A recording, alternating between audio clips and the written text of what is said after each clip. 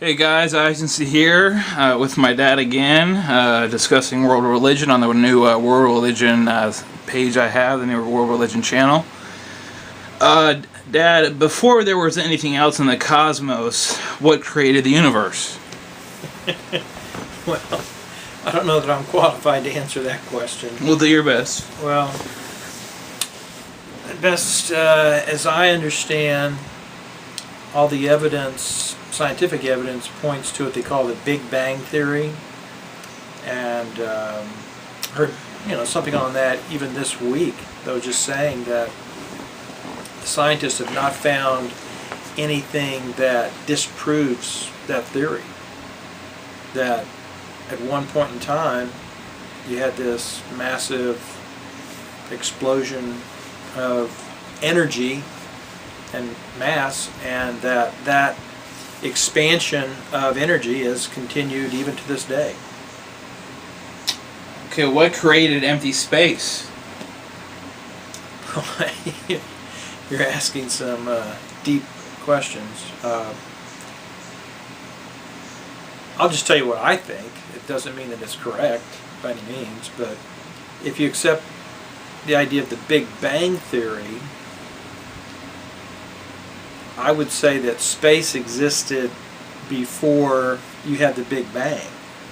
What we'd be saying is that for some reason you had all of this mass in one location. Outside of that you had infinite space, and then the mass exploded into the infinite space and continues expanding. Who is God, and does he exist, and if so, why? Well, the problem in talking about God, I think, is that we have many people have different definitions of God. I think one definition is that God would be the creator of the universe, or the prime, another way of saying that, the prime cause of the universe existing. And the topic, I think, is a little beyond me. Where were you before you were born? Well,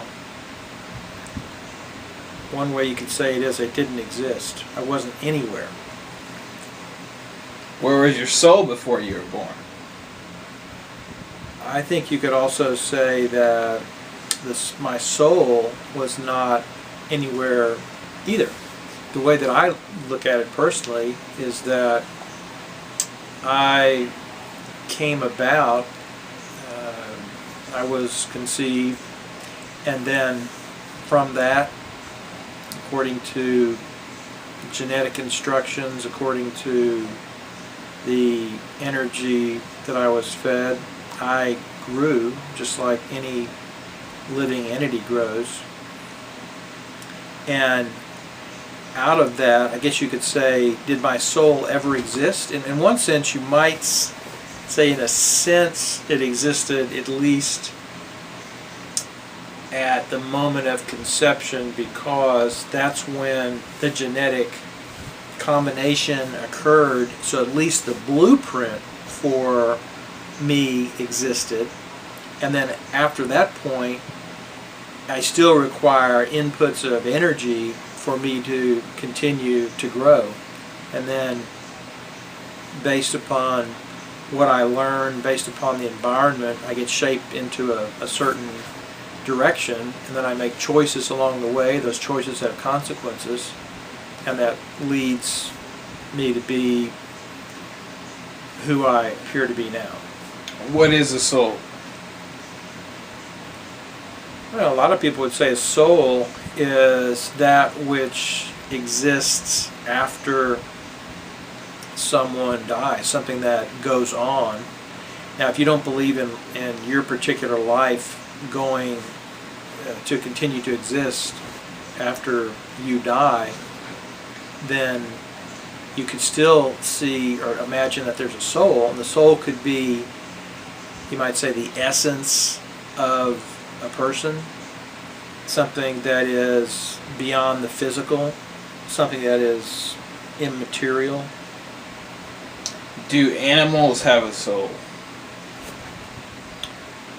Well, I think that anybody that has come to know an intelligent animal to a good extent would probably say that an animal has a soul as much as a human being has a soul. Just because you see that the animal does have a level of awareness and can interact with other living beings. They have a certain personality. Even if you look at dogs, there are many different types of dogs. They've been bred for different purposes. They have different personalities. And even within a particular species, not all of the dogs of that species are alike. So there is a uniqueness to other forms of intelligent life other than ourselves. Do animals have a soul? I thought you just asked that. Did I? Yeah. Okay. Is there a divide between science and religion? Well, they're two different topics, and for some people there's a big divide.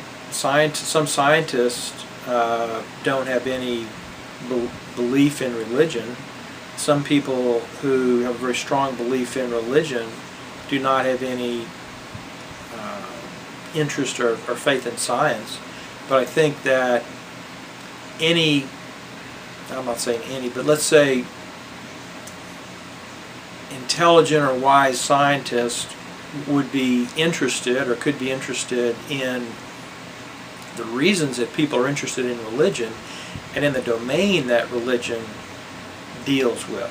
And by the same token, somebody who's religious, if they really are sincere and they're looking to grow and learn, they would also appreciate what science can teach us. So my point is, there does not have to be any divide between science and religion. If you look at it in one sense, somebody who's truly interested in religion is interested in learning and finding out what the truth is about existence, and a scientist is also interested in the same thing. They just approach it from a different angle. Can science and religion coexist? Absolutely, just according to what I just said.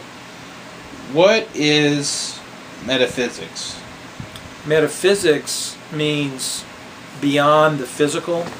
So a religion or an approach that takes a metaphysical approach will, for example, if we look at the Bible, somebody who interprets the Bible very literally could be described as a fundamentalist. Somebody who takes a metaphysical approach to the Bible, they will look or listen, think about the stories in the Bible, then they look also for what is the meaning beyond the literal words that are in the Bible. So they're not limited by the literal meaning. They look for a deeper, larger, broader meaning. We got about 2 minutes left here. A lot of people say God is love. Is God love, per se?